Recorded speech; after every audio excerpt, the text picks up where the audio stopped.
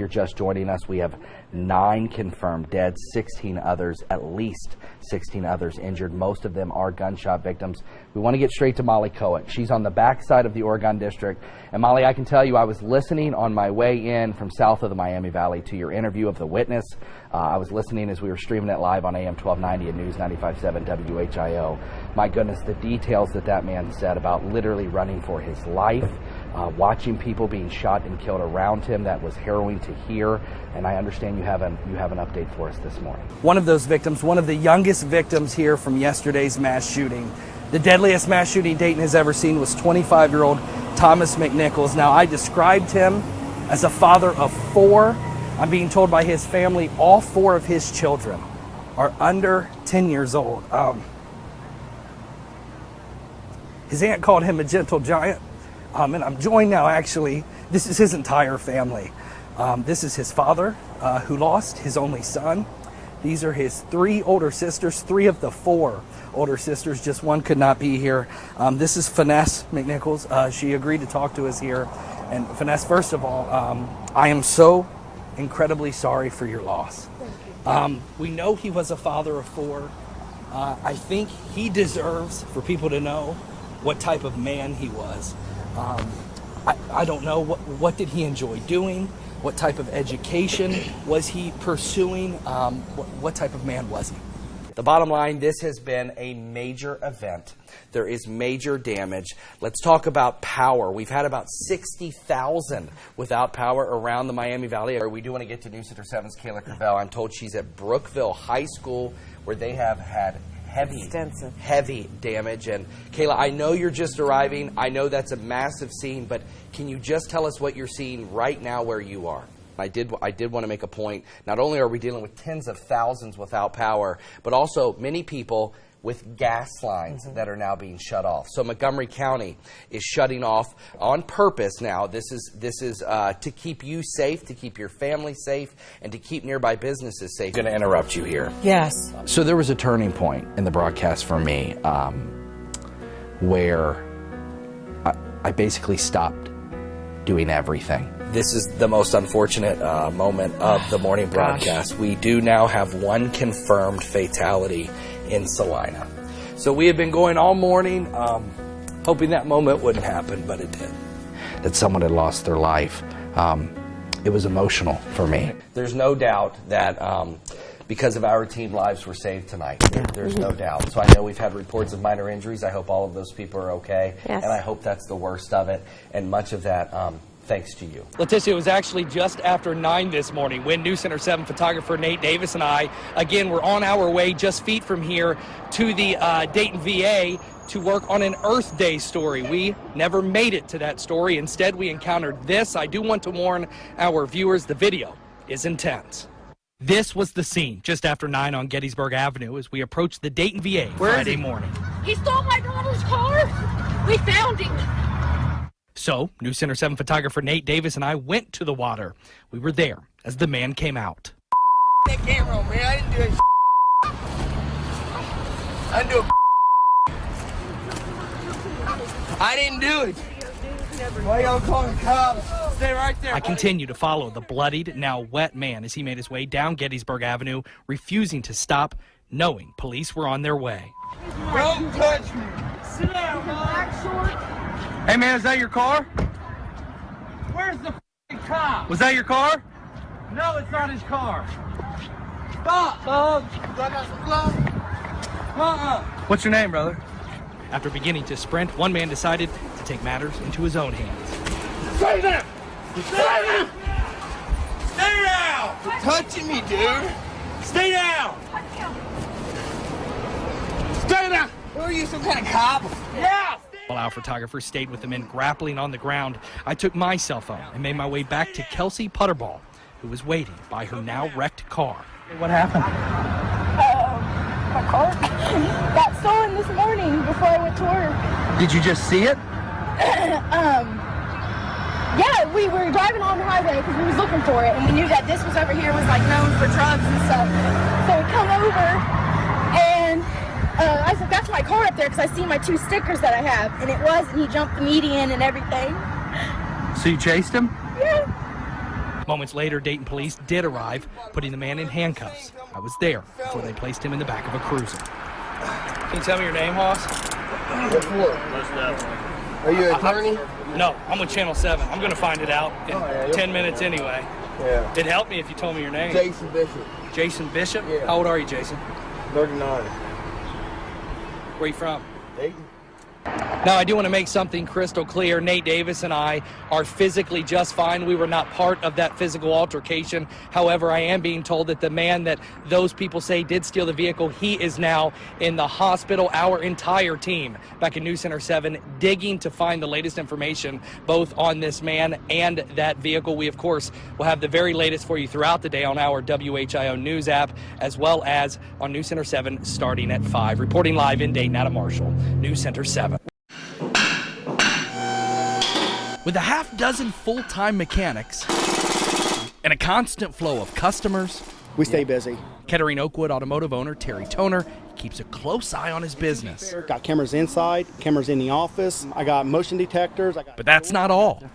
Toner has a concealed carry permit, also known as a CCW. I carry a gun on me all the time. In his pocket, he carries this .380. And I keep it fully loaded at all times.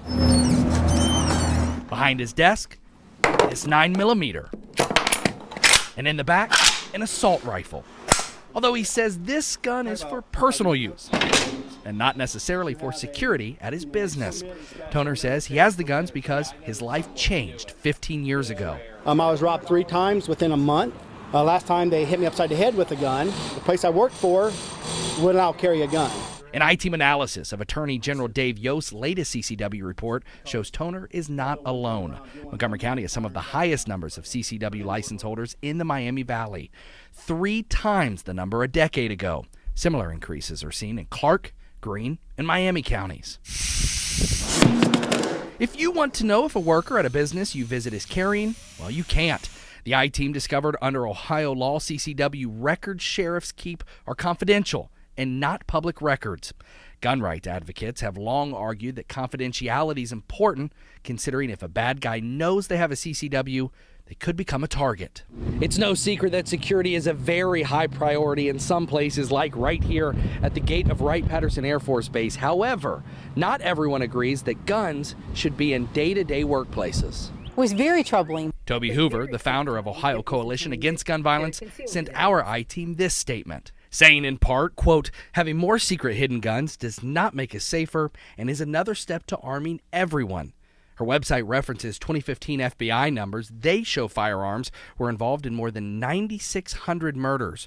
During that same time, guns were used in 268 justifiable homicides, leading Hoover to conclude, fewer guns, less violence.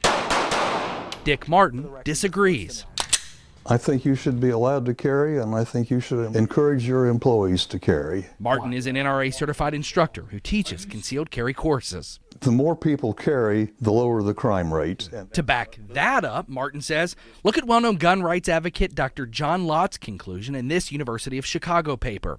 Back in the 1990s, Lott looked at murder, rape, and assault data dating back to the 1970s. He concluded allowing citizens to carry concealed weapons deters violent crimes, and it appears to produce no increase in accidental deaths. While several reviews have questioned that study's methods, including the New England Journal of Medicine and the National Academy of Sciences, Martin supports Lott's findings. The criminals, again, are placed on guard that any stranger they meet might be armed. Back in Kettering, you'll find all of Toner's employees armed. And they asked me if they were allowed to carry them to work, and I said, yeah. Whether you agree or disagree, Toner says most of his customers have no idea his employees have guns in their pockets. We don't say, hey, here's a gun in my pocket. That's the size of a cell phone. You look in my pockets, you can't see there's a gun, you think it's a cell phone. Toner says having his secret security keeps his customers safe and is the point of concealed carry law. For the I-Team, Adam Marshall, News Center 7.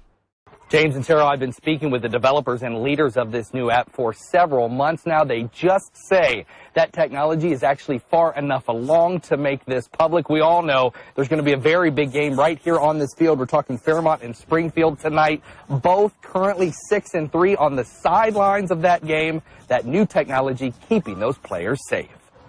You gotta cut that Concussions are clearly a very big issue. Hard hits on the football field happen every day. However, they're on the forefront right now. It's no secret after a player catches this, they're often hit in this. That's immediately followed by a decision to pull them out of the game or put them back in the game. That's why a local tech company, Ascend Innovations, partnering with Kettering Health Network, Premier Health Partners, and Dayton Children's, is developing Vi. It's very exciting to have tools like this coming. Go to the next test. Vi is an app for your smartphone to assess if an athlete has a concussion. Robin Lynch is a leading athletic trainer with Kettering Health Network. She's been testing Vi with athletes like Kobe Stover, a player on the Fairmont High School football team. It doesn't require a major setup, doesn't require a whole lot of hardware to do. We can pull a device out of our pocket and be able to have a more objective test for tests that we've already been doing. Kobe Stover thinks Vi is a great idea, considering many athletes approach the game the same way he does.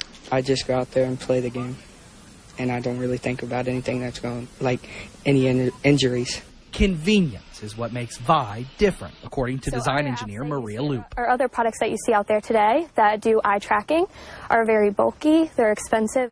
Loop says Vi only takes a matter of minutes, valuable time when the game clock is ticking. A user is asked to follow a dot moving across the screen, so it runs very similar to the way that you'll see an athletic trainer on the sideline running their finger. We track that eye movement in order to tell the difference between baseline versus concussion. We've been at this for about 18 months. Ryan Smith, CEO of Vi, says focusing on this technology is important. Well, obviously concussions are getting a lot of attention right now. Parents, coaches, players are all hyper-vigilant about it. While Vi is not on the market yet, Smith says that reality is not far off. We're finding our accuracy is within about 1 degree of your eye movement, which puts us in a medical grade category. And so as we start to move forward, we're just entering FDA trials, and we're looking to be able to get that done in the next few months and have a product to market. I'm very optimistic. Lynch will continue to run a series of tests. However, Vi will be a safety net of sorts, giving her more confidence in her play or no play decisions. And again, Ryan Smith telling me that as they move forward, he could see this app, Vi, being applied to possibly tracking many other medical conditions. We, of course, will keep up with that entire team, letting you know what advances that technology has. Again, advances that are being developed right here in the Miami Valley. For now, live in Kettering, Adam Marshall, News Center 7.